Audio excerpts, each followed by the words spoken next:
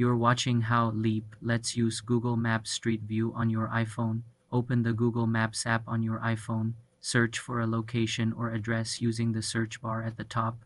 Once the location is pinned on the map, tap and hold directly on the street or area where you want to see Street View. A small card will pop up at the bottom of the screen. Tap on the card to bring up the location's details. Look for the Street View thumbnail image.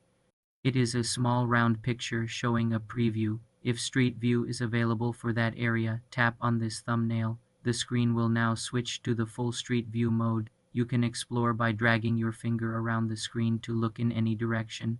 Pinch to zoom in or out. To move along the street, tap on the white arrows that appear on the road. To exit Street View, tap the back arrow in the top left corner. If you don't see the Street View thumbnail, it may not be available for that exact spot.